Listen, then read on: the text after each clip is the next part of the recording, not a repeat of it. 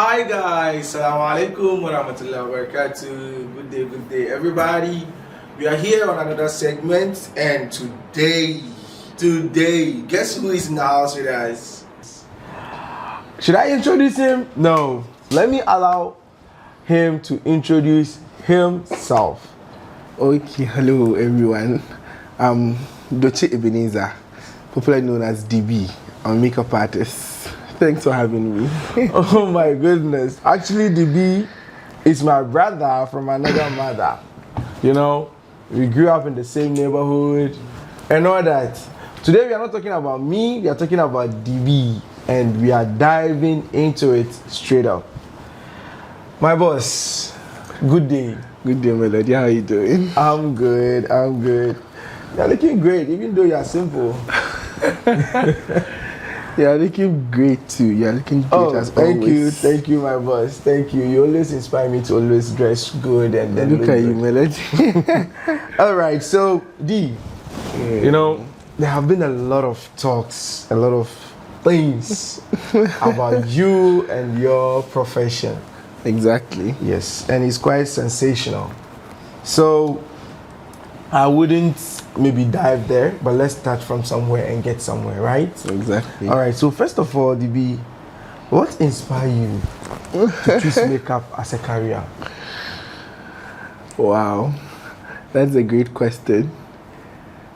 With inspiration, I derive inspiration from a whole lot of things, and then makeup is not something I really had a plan or had planned to do. It's not like I had it from the onset that I want to be a makeup artist. It just came across the line. I'm someone who basically likes to do everything you can do with your hand. Yes, I've said to myself I would not want to be sent around, go here, come here, go here. Maybe one day, who knows, I might work for someone. But that was the plan. So I always wanted to do something with my hands. So I'm a fashion designer. I hold a certificate in fashion. Wow. Makeup was something that came along the line when I was in SHS, like you being home doing nothing. Instead of you going for extra classes, I rather went for a makeup class. Wow. Yes, and then this is where we are today. And that is what is paying. So I am a makeup artist, let's say for now. Or I'm going to be a makeup artist for now until something comes up. So are you trying to tell us that you're not going to be in this industry for who knows? Life is full of surprises. I might continue, I might give it at a point, who knows? Wow. You said you're a fashion designer. Yeah. How come we never saw that side of you? Because makeup brought me out better than fashion, yes. I learned from the normal fashion designers, and then I have a certificate from ATU, Accra Technical University, fashion design. I did production, I majored in production, so I sew. Wow. Yes, but then for me to pick brushes and then do makeup on a client and take an amount of money, and then have to iron out pleats, knit a dress, do a whole lot before I take an amount. So I beg, I'll do makeup. That's beautiful. That's very, very nice. Well, DeeBee, how has your identity as a guy influenced your work, your creativity process, especially working on a Muslim bride? Because I see you working on a Muslim bride most of the time. How has that influence? Like, I don't know if you get my question. I get you very well. There is the negative side and then there is a positive side. With in terms influencing of what? Okay. my relationship with my client as a guy. Okay. If we talk about it generally, with the general world, it has been very cool because being different in an area makes you stand out. That is the basic idea. When we talk about makeup, it's a lady that comes to mind. Why would a guy do makeup? Why would a guy even sit in a chair for makeup or a guy be a makeup artist? So you being there, you are different. So everyone will be wowed to hear that a guy does makeup. How good is he? And you know, I've been with the ladies for long, so the ladies feel having a cool lady work on her, there'll be this competition, there'll be this disrespect. But having a guy work on her, she's calm because the guy would respect a lady. That is one side of it. But coming down to our Muslim community, it is supposed to be bad, but funny enough for me, I've had good experiences. I don't know why. Why is it supposed to be bad? It is supposed to be bad because I don't want to generalize the fact or the idea, but on several occasions I've had some Muslims, I don't want to give any quote, some Muslims come to me that why would a guy do makeup? Or let me say that the strict Muslims, they call it haram. They say it is haram that a guy is doing makeup. That is a man in a feminine dominated industry. Yes. On not one occasion, not two occasions have I been confronted by malams or imams who have come to a wedding to tie the knots, question me. They go like, don't make makeup. Why would a guy be doing makeup? And no, Abel is not someone you would confront and then I would keep quiet and you go scot-free. Not disrespectfully, but I would also want to share my view. So I asked them, would you want to see me doing something to feed myself? Neman halal. As the perception behind what you are doing. Or you'd want me to be a rascal or go wayward to make ends meet. Which one would you have chosen? Then they would be confused, or they would want to say, oh, Neman halal ide abu make ama. Now, once you have agreed to me that doing something with a clear intention is good, then I have no problem about that. Wow. So it has been good, it has been bad. I don't know if I should bring this experience or something that happened. You're not even aware of it. So there was a day, yes. There was a day one client asked me, Melody, can you recommend a makeup artist for me? I want somebody good, somebody who can. I said, look, there's one person that I know that the person is a melanin person, like she has a dark skin. Okay. I said, I have one person that can never go wrong with this, your skin tone. But then, I don't know if you'll be comfortable with that person. She was like, who? I was like, oh, DeeBee. I said, I heard DeeBee is a guy. I said, yes. But I don't think you'll be comfortable with you being a Muslim. And she said, so she said, and like, would he be the one to be changing my dresses and other side? I said, no. I have been with DeeBee. He will make you up. When it's time for your change, he excuses himself. Most of the time, it is his girls that will help tie your clothes and add that stuff. But when it gets to the gilly, he's the one to tie it for you. And most of the time when he comes, he even recommend you put on your, I don't know what net you call it. How do you call that net? Yes, the hair net. Yes. On several occasions, not because you are here. I've worked with you on several occasions, so I have to explain to her that way.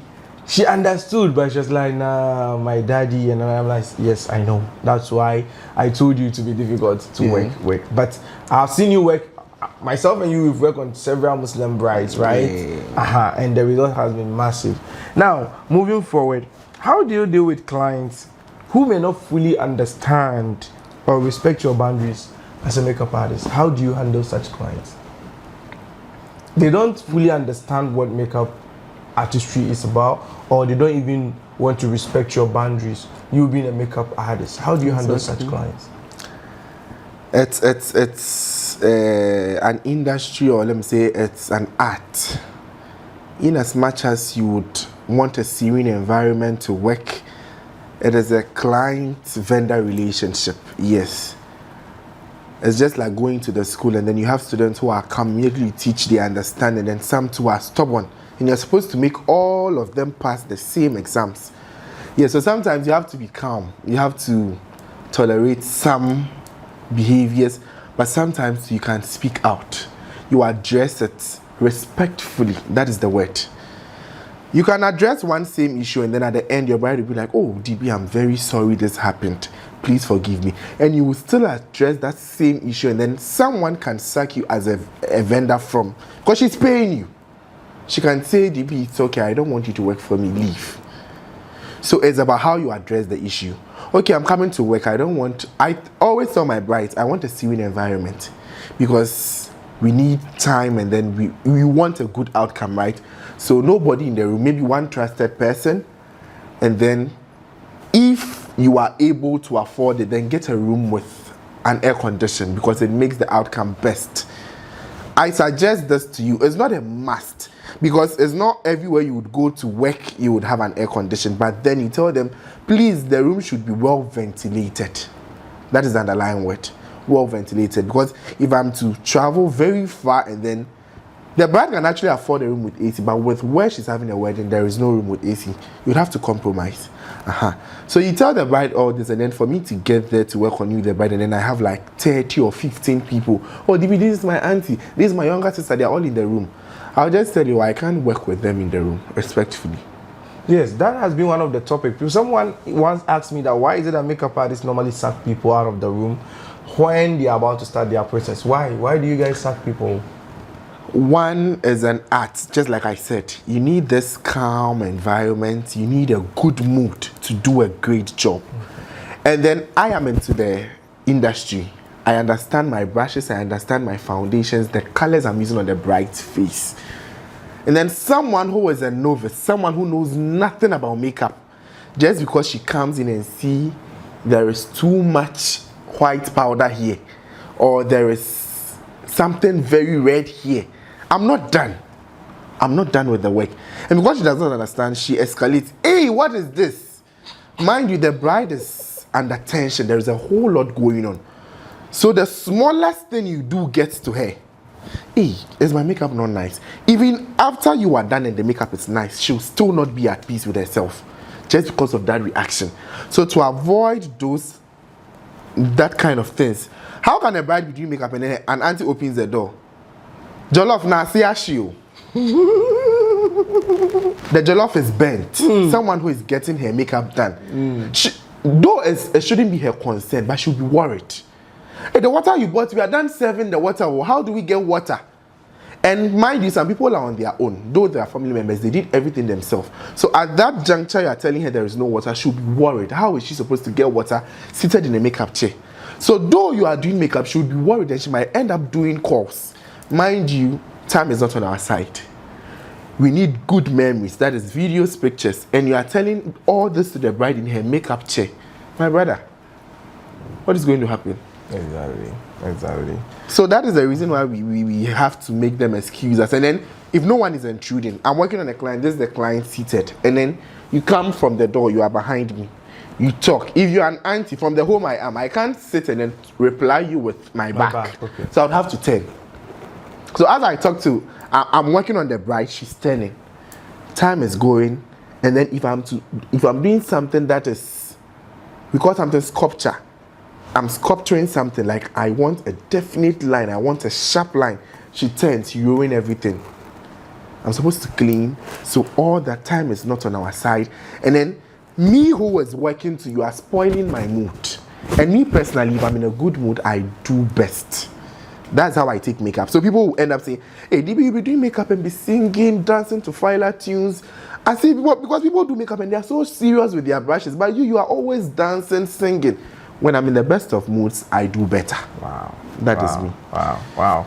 Now that has to do with the recent issue that goes around you, that you request brides to paint their room before you come and do makeup. People actually misunderstood that. This is what I said. If you would end up coming into my DM after working for you that, DeeBee, why didn't you post my video? Why am I not on your page? If you, listen, it's consequential. If you do this, then this is what you have to do. That's what I said. I didn't say it's a must. Yes. So if you come into my DM asking me, hey, DeeBee, I can't see my video on your page. Bear me, it's my business page. That is what sells me out there. You understand?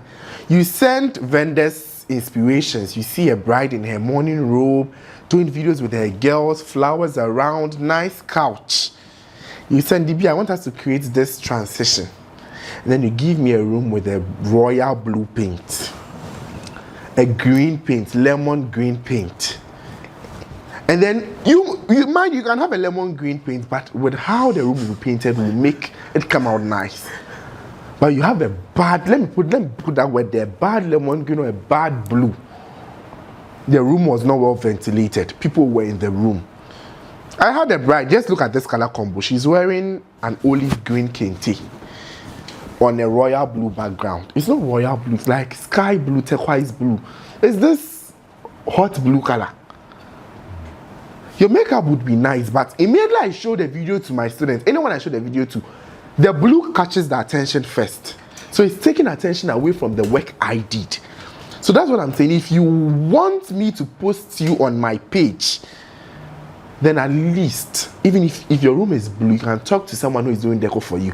Oh, I want a floral background. The person can get curtains that are white, create a nice background for you to get a good view. You won't tell me you are paying thousands for photography, thousands for your designer, thousands for makeup, and then you will not want to have good pictures. My sister. Oh my goodness. That's what I just meant. But I think people took it on the wrong note. DeeBee. Okay, let me just catch this one and just go to another thing altogether. DeeBee, can you share with us one of your most fulfilling projects so far and what made it special? Fulfilling. In the makeup industry, one of your most fulfilling. I've had beautiful moments with most of my clients. I won't lie about that. If I am to say, I would say a lot, but one that is very remarkable is one of my recent brides, Farida. Okay.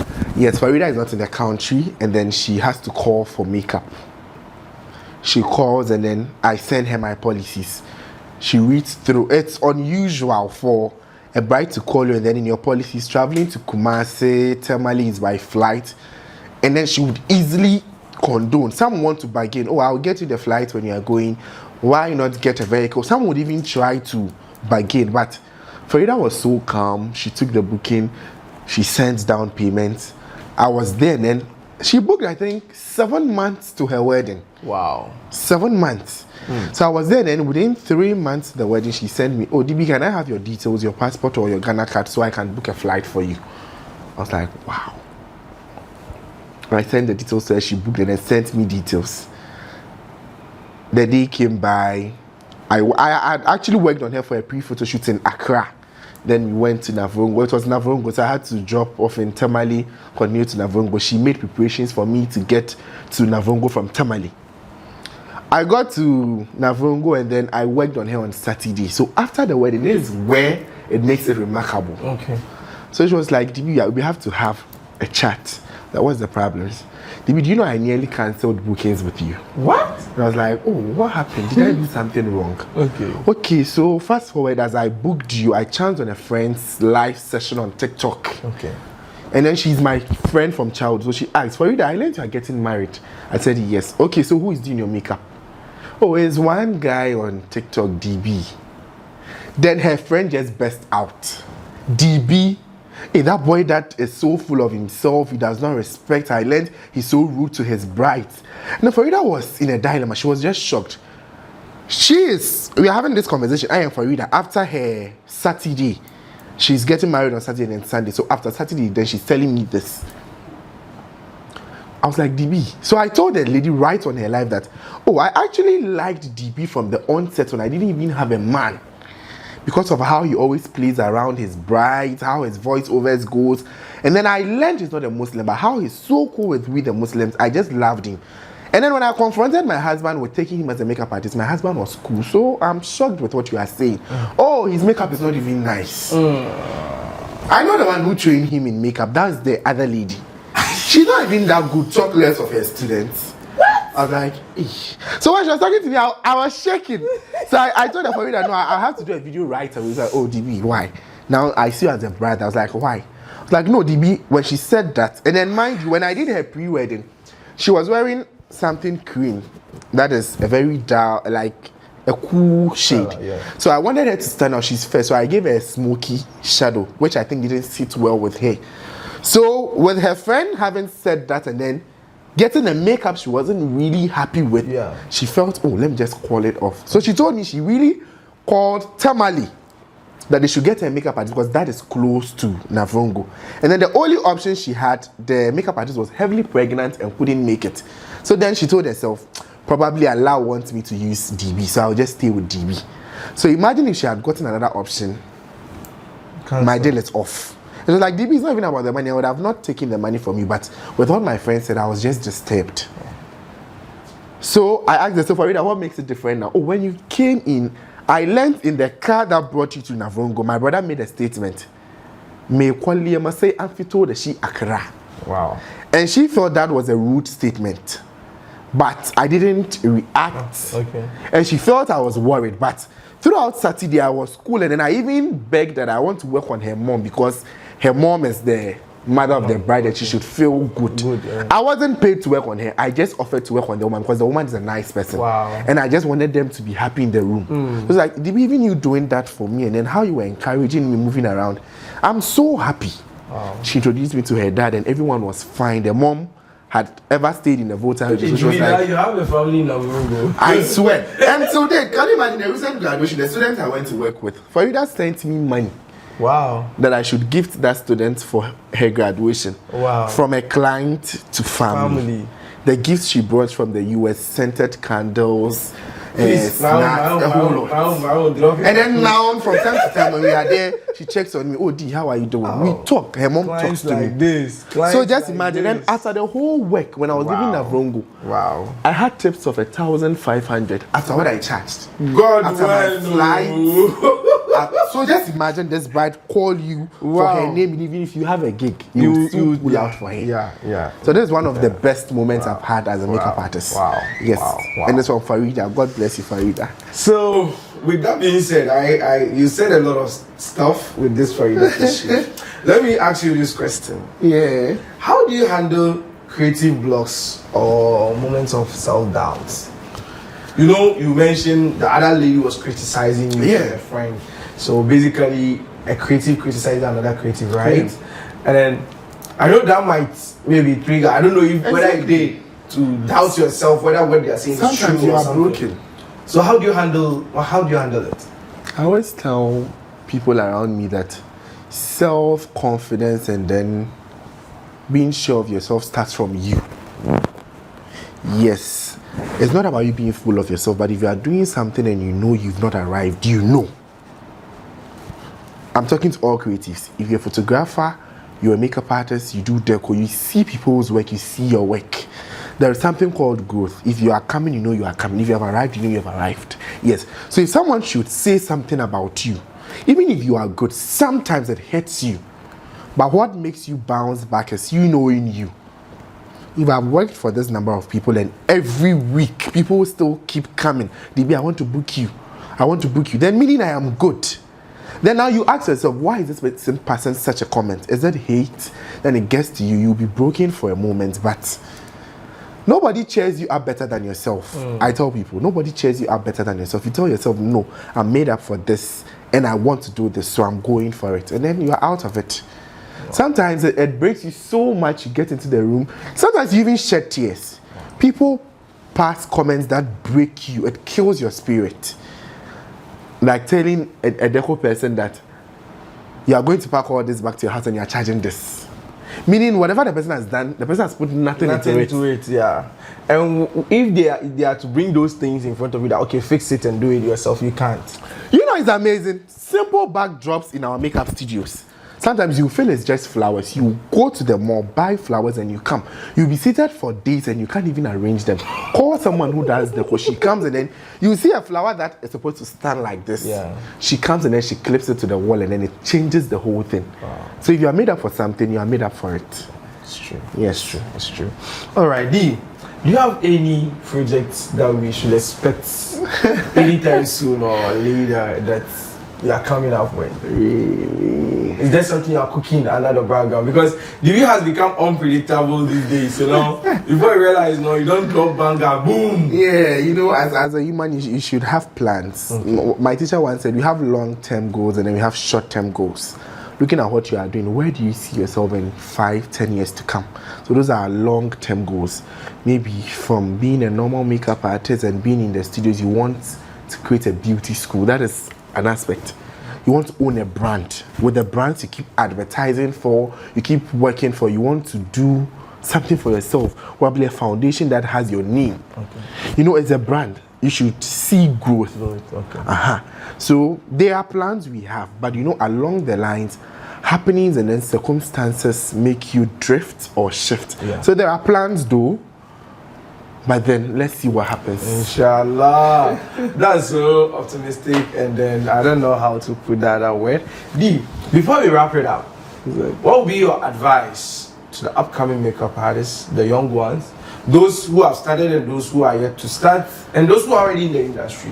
What would you tell us, the creative, including the deco, the food vendors, the photographer, everybody. What do you have? What do you have to tell us? You know me well. I always address all of us as creatives. Okay.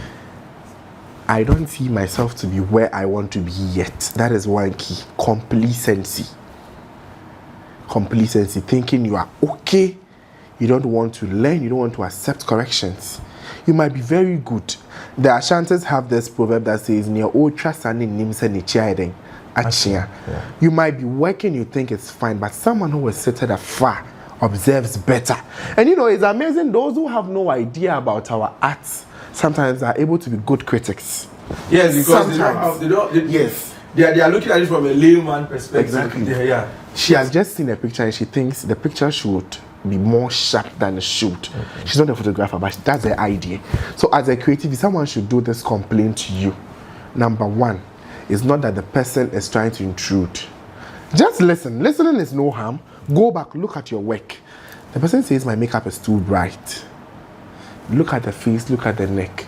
Or the next time I would work on the shade. It helps you build or become a better person. If you hear of a master class, if you're in an industry, you know those who were there before you came. And you know those who are doing better than you. If the person is organizing a master class and you can afford it, drop the ego. It will shock you, you go and then it's exactly what you are doing, but probably just lightening or just one product the person is adding to her procedure as the game changer.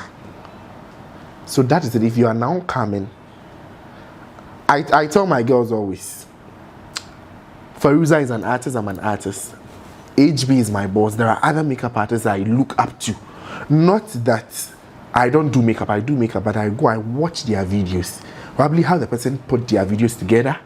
A particular eyeshadow the person did, I pick inspirations from them. And then when I'm doing my next work, I see it works out for me. Okay. It doesn't make you less of a creative. It doesn't change anything about you. It's a win for you. Nobody, I am telling you today, you didn't know I took inspos from those people. Am I telling lies? But because you're creative, immediately a makeup artist comes on your page, you swipe up because you think you do the same thing. The person can't show you anything. Or probably you've been in the industry for 5 years and the person is just coming. No. Someone might be just 1 year, but with education and then skills, the person might learn better. So just you picking inspos or looking up to people doesn't make you less of yourself. So if you are coming, let's drop our ego. Let's drop complacency. Be ready to learn every day. And you realize that what you were doing 2022 is not what you did 2023. It's not what you did 2024. It's not what you are doing 2025. There is always growth. And with that, you see that you might not be moving with speed, but you are moving. There is movement. That's what I'll tell them. Wow. This is so insightful. Myself, I've learned something. Exactly. Right now. Thank you so much for sharing your insights and your you just broke some silence here. You said you look at Fairuza's videos sometimes and you mentioned your boss's name. Is this the first time you're mentioning your boss's name? I've never heard it. That's why I'm surprised. Really? Yeah. If you watch all my videos, I mention my boss's name. I mention HB Elegance. Wow. And this year, I normally hear of your mom, rather. Yes, so my mom is my backbone. She's my inspiration. I tell you, though I tell you encourage yourself. If you have just one person who is there for you, who is ready to push you, when she hears something about you, apart from what he or she believes from you, the person believes nothing else. My sister, you're on a safeguard. Wow. It being your mom, it being your brother, it being your husband. And lucky enough for me, my mom is this strong person behind me.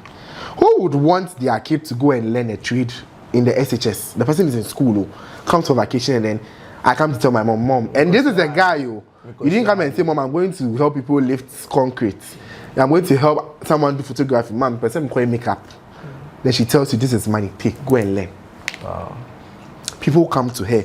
Hey, this is your son doing ladies' work. Aren't you scared that he might go wayward? And then she's still behind. She calls. This is what they are saying. Don't let it come to pass. Add prayers. Do this. Whenever you are down, someone you are in business, so you are down, and you run back to your mom. Mom, this is the problem, and she supports you financially. This I didn't catch your mouth. This bring me. There's an incident that happened last 3 weeks or last 4 weeks when I was in Kumasi. So I was actually live with Abinchi Bayuhi. Okay. This lady has been one of my top listen that I wanted to enjoy her meal. So we were live. I realized her phone was ringing constantly. So we didn't answer because we were live. Then somebody barged in that somebody wants to talk to her. So the person placed on speaker, only for me to realize that it was her husband. Okay. He was on live, not knowing our video was colliding, there was echo in it. Okay. He was calling back to back to tell us that we should fix the echo with this one. So we fixed it. We went another call in again. That we should be telling people to be tapping it. So he took the live so serious that we are on the live. Exactly. We weren't that serious. Just look at this. So I sat back. She didn't notice that I noticed. So I sat back and told myself that I don't understand why she's doing good. You have a husband like this Who is supporting you? You know, You why think something will tell go me wrong? why won't you blow? So may Allah bless us with such people in our life, and I think it's very good. And we pray Allah bless each and every one of us with such people who keep pushing us and keep believing in us, even when we don't believe in ourselves. Exactly. With that, I bring an end to this segment, and inshallah, you guys should tell me who should be my next guest on this podcast. And please go subscribe to our YouTube channel, and please watch and let's spread the message. You might not learn from it, but somebody might learn from it. Share, tell a friend to tell another friend. Let's make a change together. See you next time, and bye.